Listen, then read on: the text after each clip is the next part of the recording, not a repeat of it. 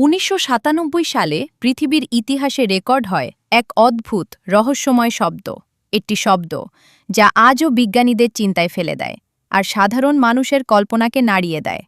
সেই শব্দটির নাম ব্লুপ। এই শব্দটি ছিল এতটাই শক্তিশালী, এতটাই গভীর যে এটি হাজার হাজার কিলোমিটার দূর থেকেও ধরা পড়েছিল।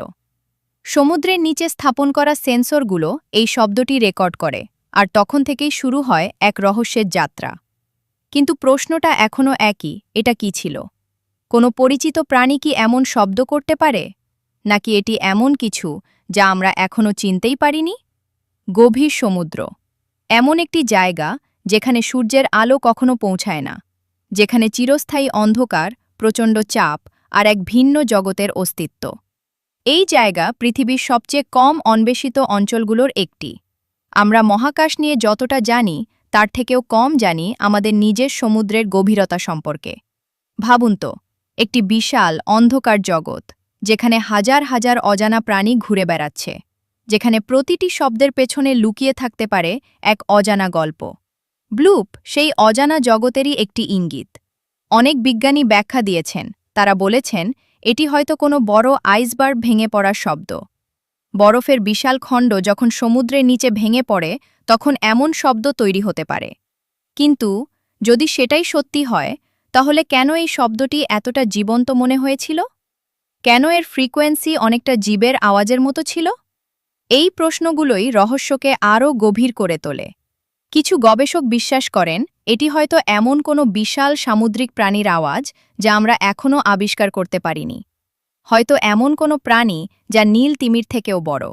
হয়তো এমন কিছু যা হাজার বছর ধরে গভীর সমুদ্রে লুকিয়ে আছে। হয়তো এমন কিছু যা কখনোই মানুষের চোখে ধরা পড়েনি। এই চিন্তাগুলোই আমাদের ভেতরে এক ধরনের ভয় আর কৌতূহল তৈরি করে। গভীর সমুদ্রের প্রাণীগুলো নিজেরাই রহস্যময়।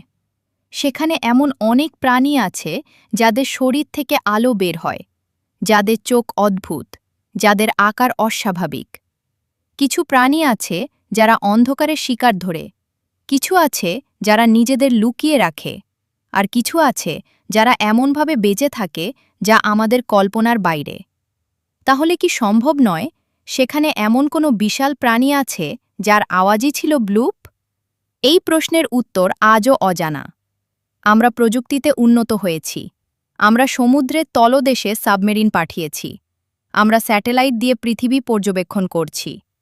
তবুও সমুদ্রের গভীরতা আমাদের কাছে এখনও এক রহস্যই রয়ে গেছে। ব্লুপ আমাদের মনে করিয়ে দেয় আমরা এখনও সবকিছু জানি না। এই শব্দটি শুধু একটি বৈজ্ঞানিক ঘটনা নয়, এটি একটি অনুভূতি। এটি আমাদের মনে ভয় তৈরি করে, আবার একই সাথে কৌতূহলও জাগায়। আমরা ভয় পাই কারণ আমরা জানি না এটি কি। আমরা কৌতূহলী হই কারণ আমরা জানতে চাই এটি কি। এই দ্বৈত অনুভূতি রহস্যকে আরও আকর্ষণীয় করে তোলে। গভীর সমুদ্রের সেই অন্ধকারে যেখানে আলো নেই, সেখানে শব্দই একমাত্র ভাষা। আর সেই ভাষারই একটি অংশ হল ব্লুপ। হয়তো এটি কোনো প্রাণীর ডাক ছিল, হয়তো এটি কোনো প্রাকৃতিক ঘটনা, হয়তো এটি এমন কিছু যা আমরা এখনও বুঝতেই পারিনি। এই হয়তো শব্দটাই পুরো রহস্যকে বাঁচিয়ে রেখেছে। ভাবুন তো, আপনি একটি সাবমেরিনে বসে গভীর সমুদ্রে যাচ্ছেন। চারপাশে শুধু অন্ধকার। হঠাৎ করে দূর থেকে একটি অদ্ভুত গভীর শব্দ ভেসে আসছে। আপনি জানেন না এটি কোথা থেকে আসছে। আপনি জানেন না এটি কি। এই অনুভূতিটাই ব্লুপ, যা আমাদের বলে দেয় এখনও অনেক কিছু আমরা জানি না। হয়তো একদিন আমরা এই রহস্যের সমাধান করতে পারব। হয়তো উন্নত প্রযুক্তি, আরও গভীর অনুসন্ধান আর নতুন আবিষ্কারের মাধ্যমে আমরা জানতে পারব এই শব্দটি আসলে কি ছিল, একটি প্রাকৃতিক ঘটনা নাকি কোনো অজানা প্রাণীর অস্তিত্বের চিহ্ন। কিন্তু সেই দিন আসার আগ পর্যন্ত এই রহস্য আমাদের কল্পনায় বেঁচে থাকবে, একটি গল্প হয়ে, একটি প্রশ্ন হয়ে, একটি অজানা অনুভূতি হয়ে। এটি আমাদের গল্পে থাকবে, আমাদের ভিডিওতে থাকবে, আমাদের আলোচনায় থাকবে।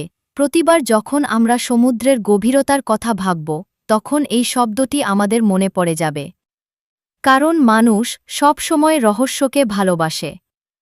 অজানা জিনিস আমাদের টানে, আমাদের ভাবায়, আমাদের কৌতূহলী করে তোলে। ব্লুপ আমাদের শেখায় সব কিছু জানা জরুরি নয়। সব প্রশ্নের উত্তর পাওয়া দরকার নেই। কিছু জিনিস অজানাই ভালো, কারণ সেই অজানার মধ্যেই লুকিয়ে থাকে কল্পনার স্বাধীনতা, রহস্যের সৌন্দর্য। কিছু রহস্য না থাকলে পৃথিবী এতটা আকর্ষণীয় হতো না। সব কিছু যদি সহজে বোঝা যেত, তাহলে বিস্ময়ের জায়গাটা হয়তো হারিয়ে যেত। গভীর সমুদ্রে সেই অন্ধকারে হয়তো এখনও কিছু আছে। কিছু যা আমাদের চোখে ধরা পড়ে না। কিছু যা আমাদের যন্ত্রেও ধরা পড়ে না। কিছু যা শুধু আমাদের কল্পনায় বেঁচে থাকে। হয়তো সেই অজানার ভেতরেই লুকিয়ে আছে নতুন কোনো সত্য, নতুন কোনো আবিষ্কার, যা একদিন আমাদের পৃথিবীকে নতুনভাবে চিনতে সাহায্য করবে। আর সেই অজানার মাঝেই লুকিয়ে আছে আসল বিস্ময়, যেখানে ভয় আর সৌন্দর্য একসাথে মিশে যায়, যেখানে প্রশ্ন আর কৌতূহল একে অপরের